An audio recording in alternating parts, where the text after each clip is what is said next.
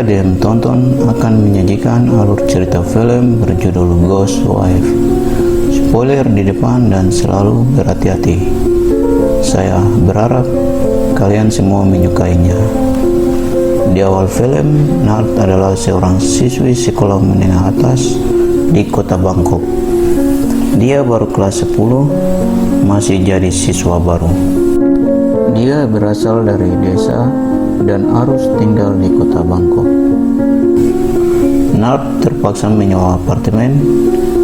Di hari pertama sekolahnya, Nart tampak sedikit gusar karena akan terlambat masuk sekolah. Di halte tempat Nart menunggu bis, tiba-tiba datang seorang siswa tampan yang langsung mendekati Nart. Dia mengetahui Nart bersekolah di SMA yang sama dengannya. Namanya Mark. Dia kelas 12 di sana. Karena takut terlambat, Mark akhirnya memutuskan untuk naik taksi saja ke sekolah dan mengajak serta Nart. Akhirnya mereka berdua tidak terlambat. Berawal dari tawaran bantuin belajar, Mark akhirnya jadi sering ke apartemen Nart.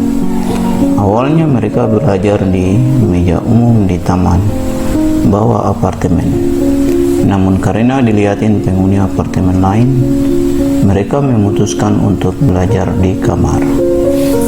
Dari niat belajar malah jadi pacaran. Memang awalnya Nart memberi garis pemisah di kamar. Nart tidur di kasur, Mark tidur di lantai. Karena Nart tinggal sendirian, tanpa pengawasan, mereka melakukan perbuatan yang belum pantas untuk dilakukan di usia mereka. Mereka berhubungan badan karena hasrat yang datang di usia muda mereka.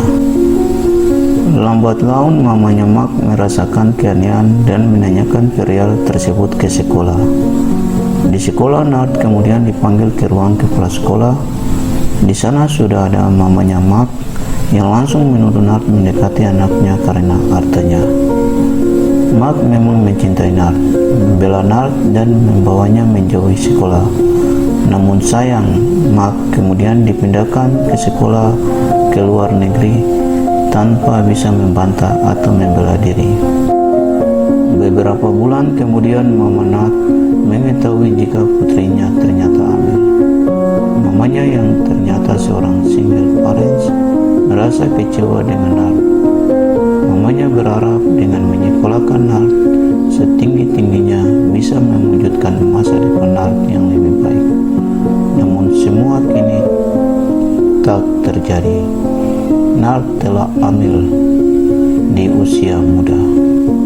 Nart yang kebingungan dengan kehamilannya sengaja tidak memberitahukan Mark karena dia sangat mencintai Mark dan tidak ingin hal ini mengganggu pikiran dan sekolahnya.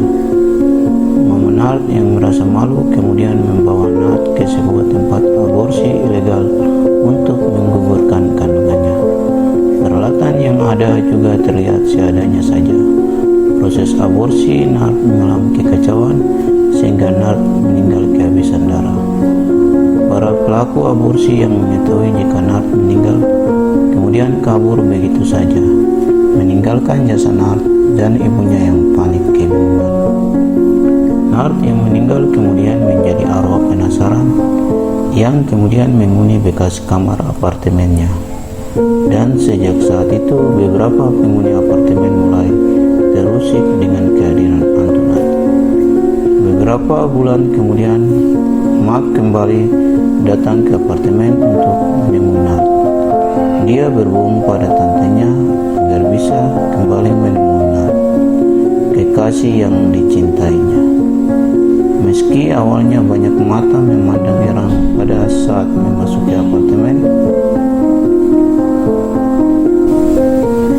Mark tampak cuek, dan ketika Mark membuka pintu kamar apartemen Nart, dia melihat Nart sedang menggendong bayi, anak mereka berdua. Meski banyak yang berusaha memberitahu Mark jika Nart telah tiada, namun di mata Mark, sosok Nart masih seperti yang dulu, cantik penuh pesona. Mark tidak tahu bahwa jika ada penghuni apartemen yang membicarakan tentang Nard, maka hantu Nard akan mengganggu mereka. Alhasil satu gedung apartemen kosong karena terganggu dengan sosok hantu Nard. Akhirnya pengelola apartemen pun memanggil pendeta untuk mengusir atau menaklukkan hantu Nard. Apa yang terjadi kemudian sungguh di luar dugaan.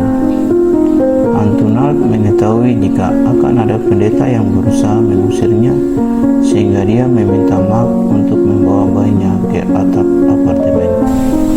Saat hantu Nard berhasil diikat oleh pendeta, tiba-tiba Mark masuk ke dalam kamar apartemen, dan apa yang dilihatnya sungguh berbeda dengan yang biasa dia lihat. Kamar yang biasanya cerah dan rapi tampak suram dan berantakan. Sang pendeta mengatakan cinta beda dunia adalah mustahil. Nard dan bayinya saat ini merupakan arwah penasaran akibat wafat secara tidak wajar. Namun Mark tetap bersikeras agar tetap bisa bersama Nard, meski akhirnya dia mengetahui keadaan Nard yang sesungguhnya. Mark dan Nard menerima takdir mereka, dan akhirnya mereka bisa bersama-samanya, dan film berakhir. Pesan dari film ini adalah, sebesar apapun status seseorang, tapi cinta melampaui status dan membutakan siapa saja. Cinta membuat kita buta. Jangan lupa berikan dukungan subscribe, like, dan tinggalkan komentar Anda, serta nyalakan lonceng notifikasi supaya kalian tidak ketinggalan alur film lainnya. Terima kasih dan sampai jumpa.